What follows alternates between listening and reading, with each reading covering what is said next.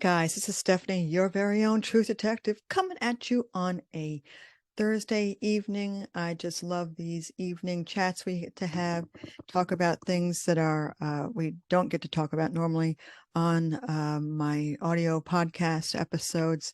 Wanted to talk a little bit about Elon Musk and what he is doing for certain things. Of course, we know Elon from Tesla and SpaceX and Starlink and the AI and all these things. He recently bought Twitter. I know everybody probably knows that by now.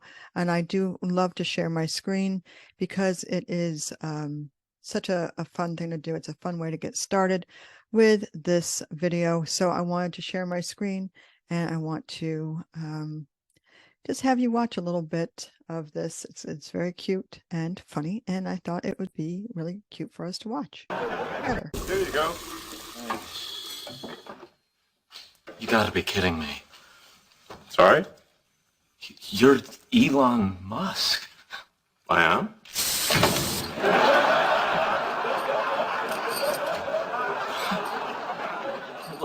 What are you doing here? I'm washing dishes. Well, I was on the turkey line, but I got demoted for being too generous with the gravy. Oh man, what an honor to meet you. I'm such a fan of Tesla and SpaceX, all your companies. I'm Howard Wolowitz, Caltech. Nice to meet you, Howard. It feels great to come down here and help the less fortunate, huh? Oh yeah. Nothing better than helping people. Which is something I realized when I was viewing Earth from the deck of the International Space Station, where I spent 2 months as a payload specialist, a job I was qualified for because I'm an MIT-trained engineer. And I thought I ladled the gravy on thick. Sorry, it's just, you're you. I really want you to adopt me. Well, you're here on Thanksgiving, so you're probably a good person. Oh, I made my wife come down too. You think you might ever get back out to space? Is that a job offer? Because I really want to go to Mars. Assuming I can bring my wife. She hardly takes up any room. She's basically a carry-on. Well, we're not quite there yet, but we're always looking for engineers. So let me give you my email. We can stay in touch. Thank you. Oh, look. Someone hardly touched their pumpkin pie. Want to share it with me? A partially eaten piece of pumpkin pie from a homeless shelter with Elon Musk? You bet I do! I thought that was kind of a cute way to start this episode. Elon is always a good guy. Everybody loves him. Men love him. Women love him. He's done some really great things for humanity, and that is such a great thing. What he did recently this weekend on Twitter, I want to discuss, because obviously pretty much all of us know that he bought Twitter after a little bit of back and forth with the original owners of Twitter, and he bought Twitter. And immediately when he started, taking over, and his whole premise was freedom of speech, which absolutely that I am for. I am a free speech absolutist. That is definitely a thing. Now, there are some people who like free speech only when it benefits themselves. That is not freedom of speech. That is freedom of speech for one party, one system, one group of people. So the idea of Elon buying Twitter so that we can all have a voice is very attractive to many, many people. I wanted you to know that, first of all, that's how I feel. When he bought Twitter, he found a couple of things that were kind of wrong. He found that there were a lot of bots within the Twitter, within the algorithms, the Twitter feeds and everything.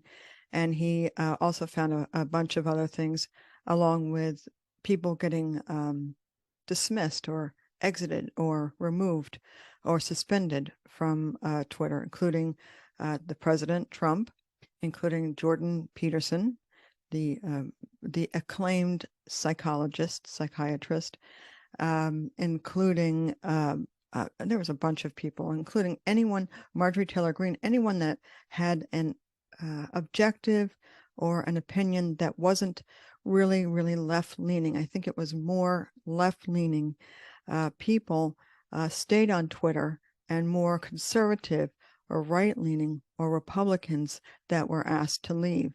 That is a truth that he knew, and he wanted to make sure that he got to the bottom of.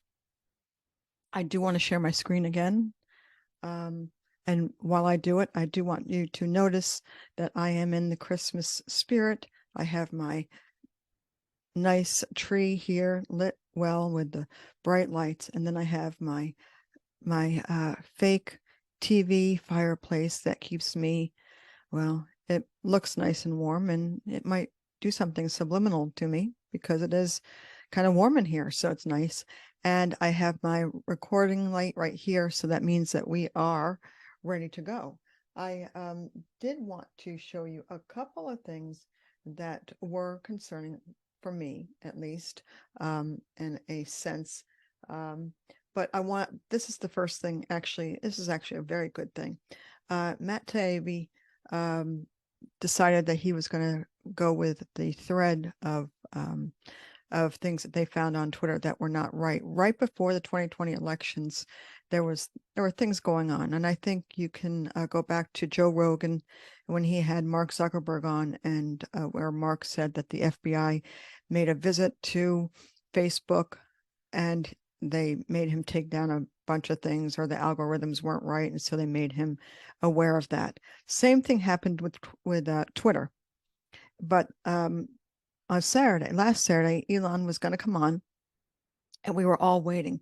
At 5 o'clock, he was supposed to come on, and we waited 5, 6, 6 turned into 7, and then there began to be Twitter Spaces groups of like a lot of people.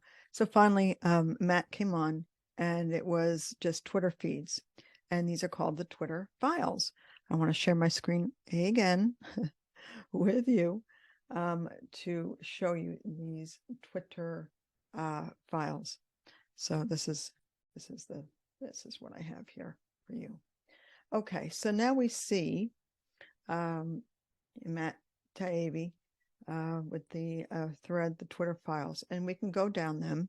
And let me just get my glasses here. We can go down them one by one. There's 36 of them, and there are well, it starts out the Twitter files.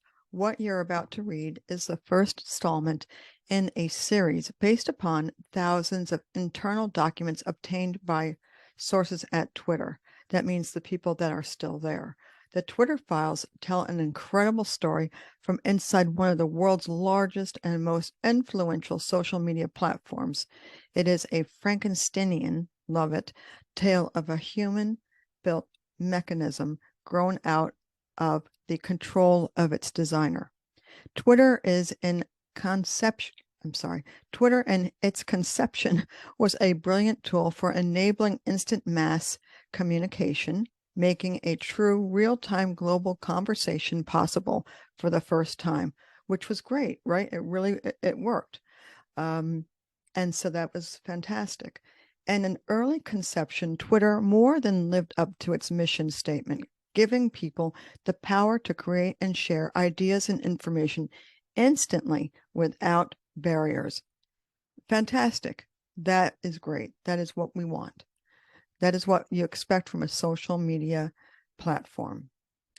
As time progressed, however, the company was slowly forced to add those barriers.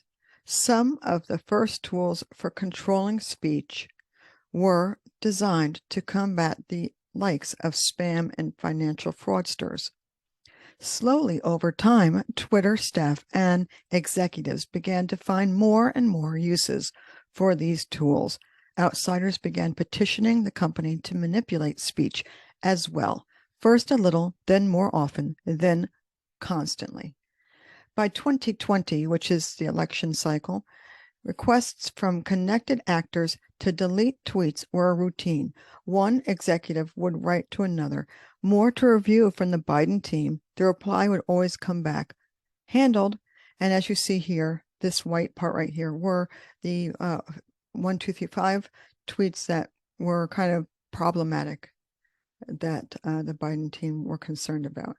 Celebrities and unknowns alike would be removed or reviewed at the behest of a political party. Now, this is really important here, these two.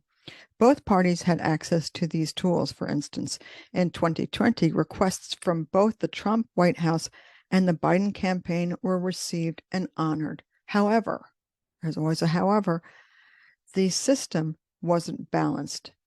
It was based on contacts. Because Twitter was and is overwhelmingly staffed by people of one political orientation, there were more channels, more ways to complain, open to the left, well, Democrats, than the right. And as you can see from this little chart here, the contributions by party of recipient in 2018, 2020, 2022, you can see the Democrats made much more money from the Republicans, and that's just a little piece of information.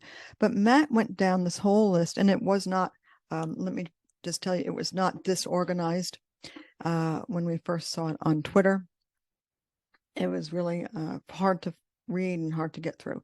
So Matt made this list, somebody did at least, made this list, and so they made it easier for us to understand and read. There's 36 points, and I will give them all to you in the show description, show notes and descriptions down below. So that is one thing. Now, I love the fact that Elon was not afraid or was not swayed to do one thing over the other. This is the beauty of Elon Musk, is that he has conviction and he has morals and values that are, let's just face it, traditional. He could say that he's middle of the road, liberal, very, very center liberal person, but he does have some sense of morals, morality, traditions, and that's a great thing. We love to see that. So that is what this expresses. If we go now to something else, we will see. I don't think I want to go there. We will see. Let's just see here what we see. Okay.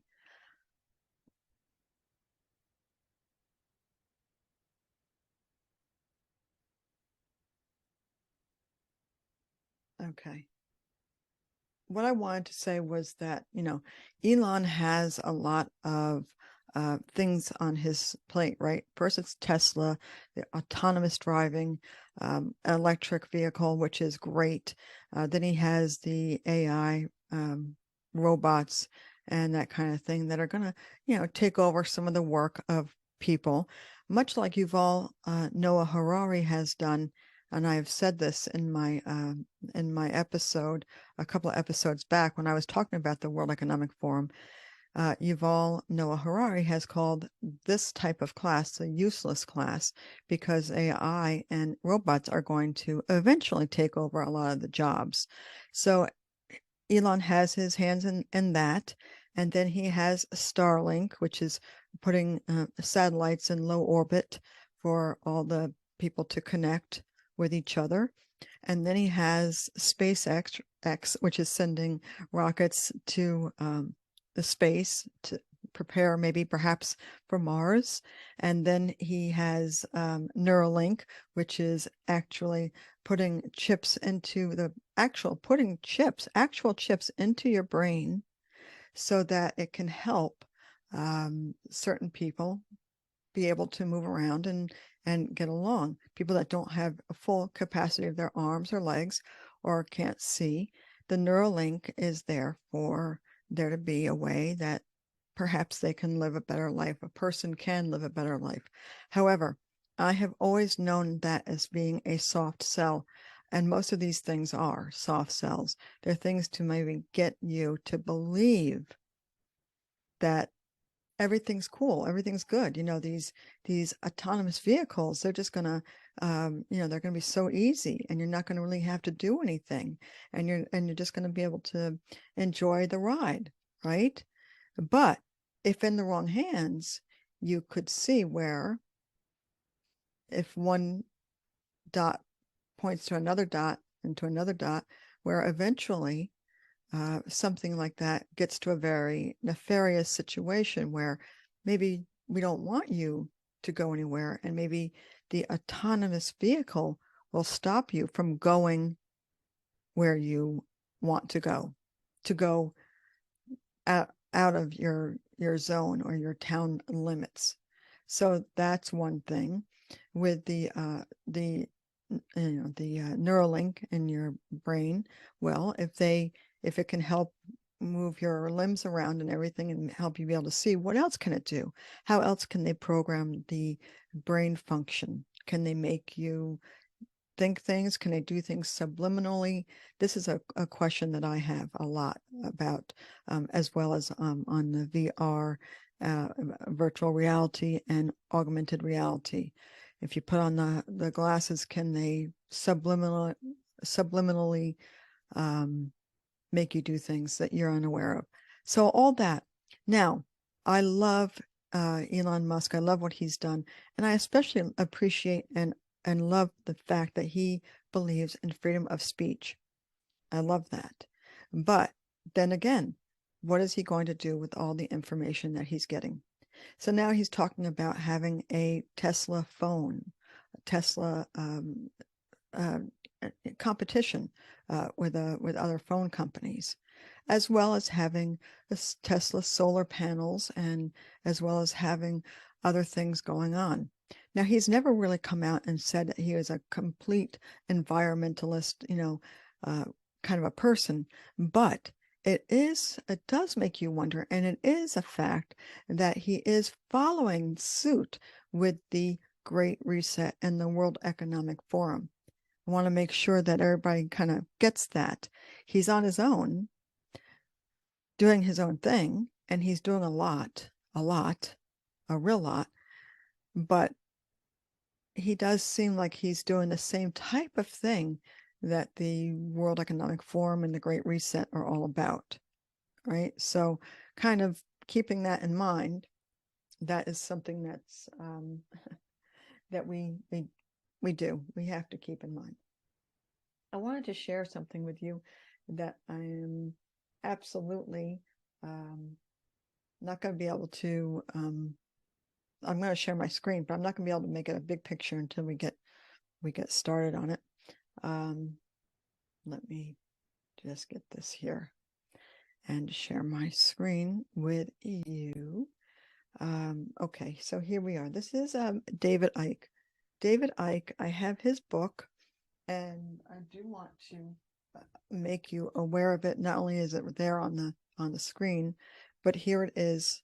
And I want to make you aware that this book is really a wonderful book. It talks a lot about a lot of things. Now, I wanted to mention there is a little bit about Elon that I'm keeping quiet until a little bit later. But David Icke has always pushed the boundaries, okay? Not everybody likes him because of that. So I'm gonna start this video, not from the very beginning, but I'm gonna start this video, and then I'll make a big screen. He is part of is going to change it. Well, there was one pediatrician, and he did describing what Day said that night in 19 was the same.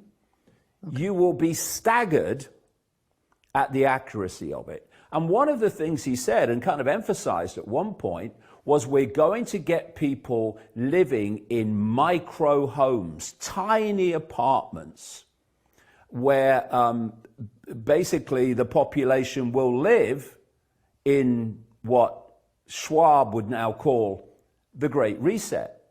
So micro homes, which are happening around the world now, just as Day said they would, are fundamentally part of this global cult agenda for the world and humanity.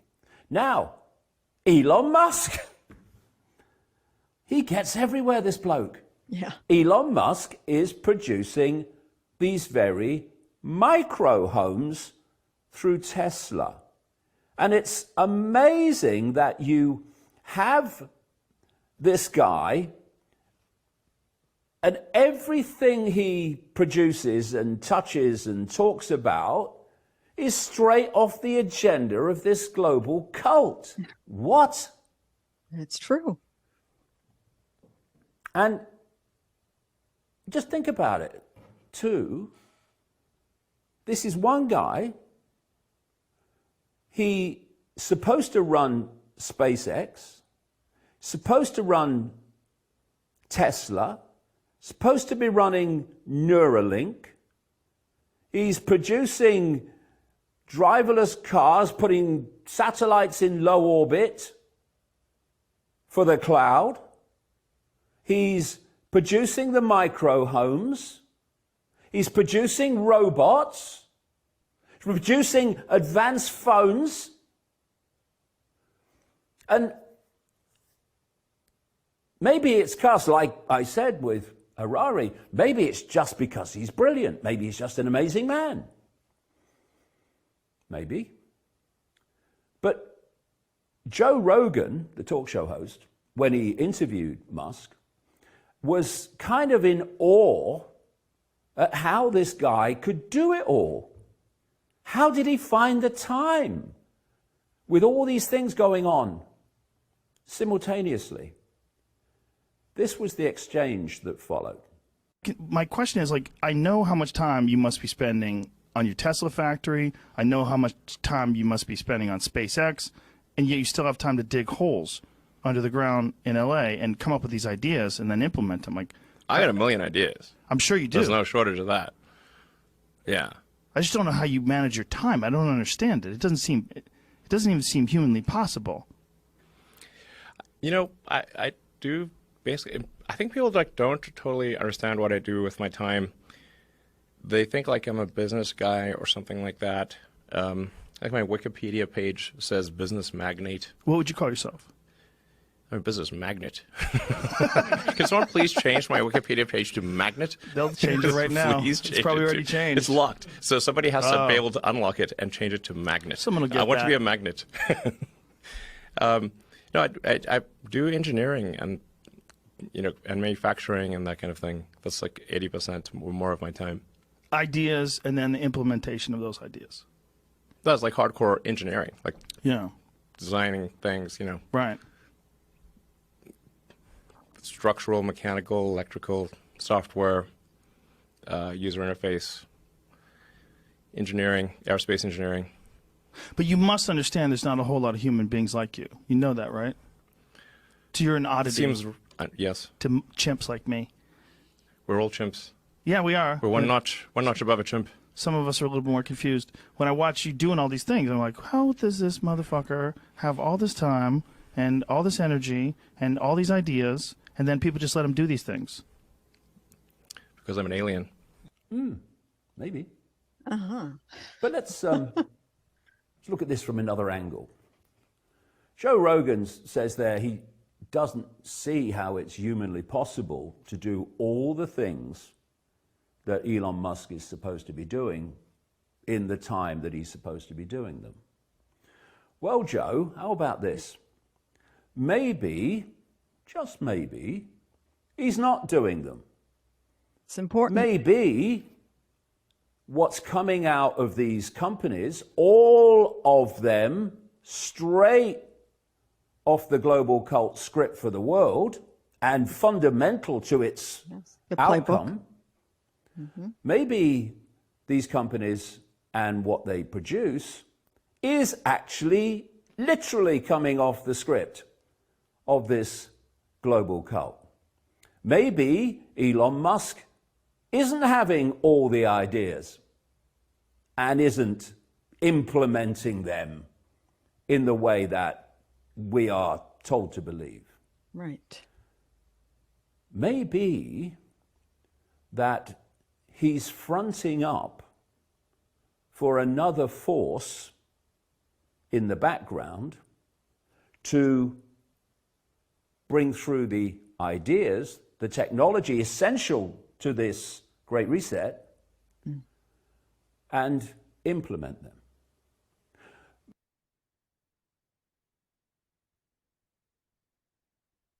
Maybe we are watching a colossal illusion unfold before our eyes. This is what I wanted to talk about next. Elon Musk. Just saying. Just maybe. But like I said last week to Yuval Noah Harari, I say this week to Elon Musk. Let's have a live debate. I tell you what, I'll take you both on at the same time. No problem.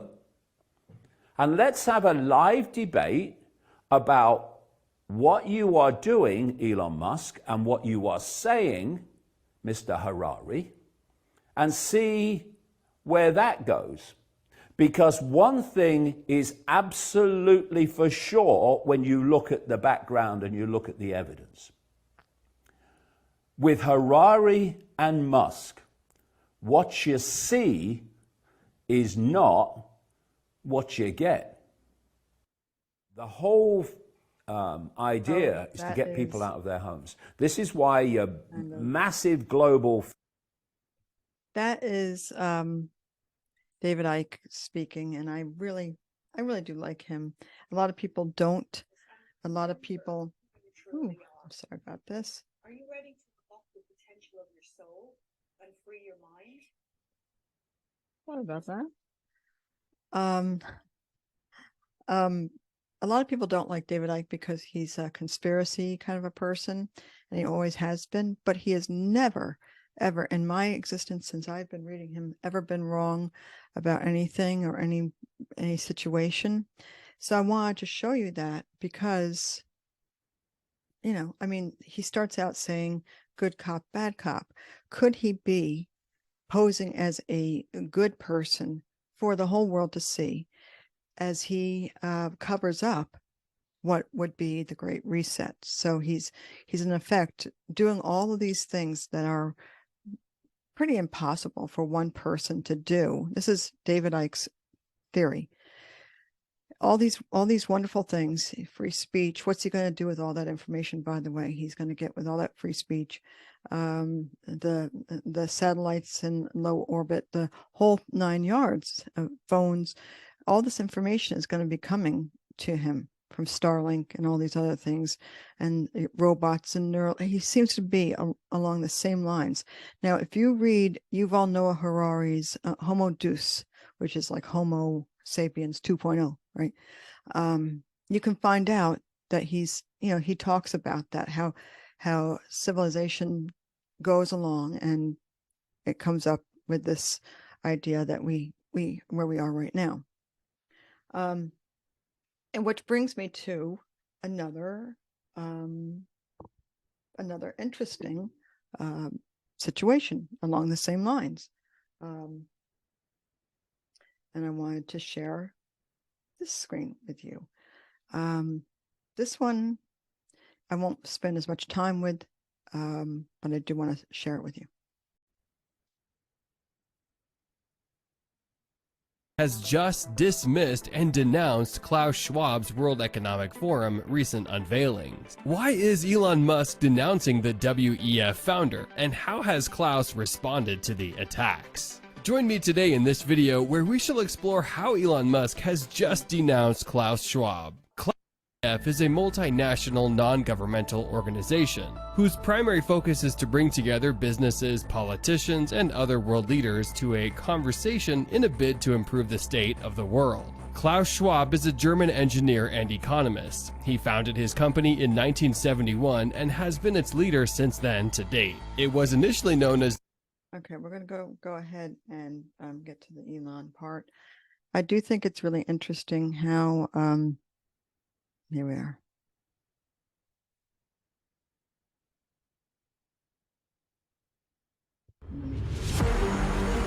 Force The practice you are about to learn is almost never described publicly.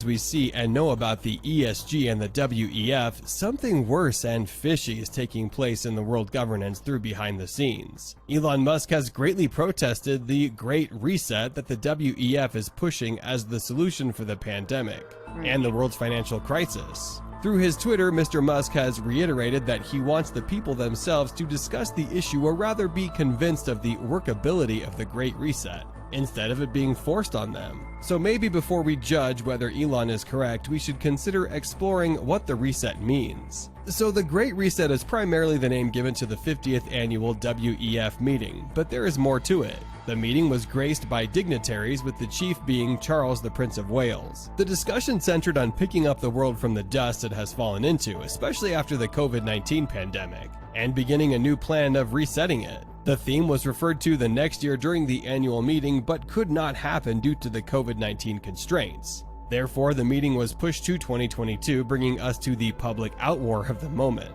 The main focus of the reset was on 3 areas: stakeholder economy, which states that business decisions benefit all people on the planet; attaining the ESG goal; and the 4th industrial revolution. The WEF and other globalists are accused of conspiring to hijack and take advantage of the crisis to run selfish interests, which include making the world captive. How do they plan to achieve this? According to accusers, the WEF and their associates, of particular interest is the protest of Elon Musk, which opened the eyes of many concerning what was going beyond the reach of the people's eyes. Musk's takeover of Twitter seemed to have affected the WEF plans, especially when Elon insisted on making Twitter a free platform. With the current crisis of the war in Ukraine, the protesters add that the globalists are seizing the opportunity to grab economic and state power.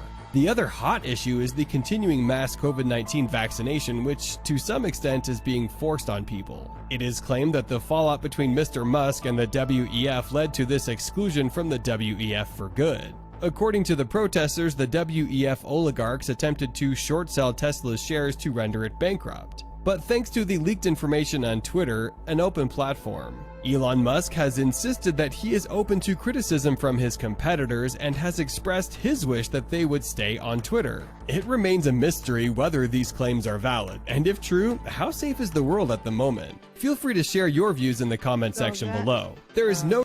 That's something that you can watch the whole thing. It is very interesting when you get to see the kind of the war between the World Economic Forum, or what they're saying is a war, right? Because, you know, David Icke has his own points about this. The World Economic Forum and Elon Musk, and how they're kind of working in tandem, but they're actually working separately. So that's an interesting kind of dichotomy. It's interesting to watch and look at, and that is something that's going to have to be addressed at some point. But right now, we're very happy that he is doing what he's doing for Twitter, right? So I wanted to also share with you, if I can, let me just see here, if I can just get right past this point here, share with you a interesting little thing here. Okay, so what I found out about Elon as well is that he believes in a simulation. Simulation is also mentioned in that David Icke book. Simulation is kind of it's kind of like when you're playing a video game, right? With Mark Zuckerberg and that metaverse kind of thing. You're in the video game and you're seeing things as you come across them. It's almost like if a tree fell in the forest, would you hear it, and did it even fall? So that is kind of where he's at in the simulation kind of a situation. He's like, well, does that really happen? And so I found some pretty good things that we'll talk about here. Let me get this, and let me share my screen. It's trying to get past the commercials that there were quite a few of before I I shared it here. Okay. There are many, many simulations. These simulations are, you might as well call them reality, or you could call them the multiverse. Well, when we create a simulation, it's a distillation of what's interesting about life. So, let me tell you, if you see an action movie being filmed, it's boring. Super boring. There's like lots of takes, everything's in a green screen. But once you add the CGI and have great editing, it's amazing. So, I think most likely, if we're a simulation, it's really boring outside the simulation. Because why would you make a simulation that's boring? You'd make a simulation way more interesting than base reality. You know, even if we just sort of existed as humans forever, we'd still eventually, that'd be like the heat death of the universe. Or civilization will end. One of those two things will occur. Civilization, if you're very generous, civilization is maybe 7,000 or 8,000 years old, if you count it from the first writing. This is nothing. This is nothing. The universe as we know it will dissipate into a fine mist of cold nothingness. 40 years ago, we had Pong, like 2 rectangles and a dot. Now, 40 years later, we have photorealistic 3D simulations with millions of people playing simultaneously, and it's getting better every year. And soon we'll have virtual reality, we'll have augmented reality. If you assume any rate of improvement at all, then the games will become indistinguishable from reality. Right. So given that we're clearly on a trajectory to have games that are indistinguishable from reality, and those games could be played on any set-top box or on a PC or whatever, it would seem to follow that the odds that we're in base reality is 1 in billions. Obviously this feels real, but it seems unlikely to be real. Okay, well, and I've read a lot of things about Elon, thinking about the simulation along the same lines as Ray Kurzweil, who is a CEO of Google. And there are a lot of other people that believe that we are actually living in a simulation and we are actually not seeing things as they really are. And that's a little bit of a scary thing, but it's also a little bit of quantum physics, which Elon talks about being very interested in and knowing about quite a bit, because he's Elon and he's very curious. And I am quite sure when he was a kid, he explored all that. So what do you think? What do you think about Elon? I absolutely appreciate everything he's done for Twitter. As I know, and as I've told you, I got knocked off of Twitter about 3 years ago for I don't know what reason. And the minute I found out that Elon was buying Twitter, I went back on and opened my account. So that was because of that. I also want to you to know that the freedom of speech is very important, and it's important that we have free speech, not for our own speech, but for dissenting views. That is really important. I think almost in every episode of my podcast and in every video that I've made, I have made the case for free speech. I wouldn't be here if it weren't for free speech, and you couldn't listen to me if it weren't for free speech. So just think about that a little bit. Love to know what you think about Elon Musk. I'd love to know what you think about him being so active in buying all these things and having all these things going on with him. And also keep in mind how the Great Reset, I'll do it from over here, the Great Reset and Elon Musk are doing kind of the same things together, doing the same kind of thing. But are they together? Is it good cop, bad cop? Or is it Elon separate from the Great Reset? That's the big question. And I hope that we kind of think about that on our own and kind of do our own little research. Of course, I say to you, question everything. That's when you find out the truth, and that's when the real truth comes out. And that is absolutely true. And also, if you're going to share any of this things, any of the things in this video, or share the video. Be kind to everybody everywhere. It matters. It counts. People listen to you with more receptivity if you are kind. And that is such a great thing. Give it some thought. I'd love to know. My email address is truthdetectivepodcast@gmail.com.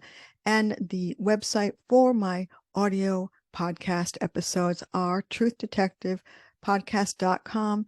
Listen to all the episodes. There's something that will resonate with you.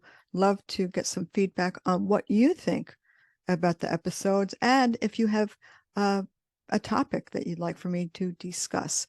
Mostly lately, I have been discussing the World Economic Forum, the Great Reset, the global governance, unelected elites and people within that global leadership. But any topic is great. So please do that. Share this, and I will talk to you soon. Okay, bye-bye.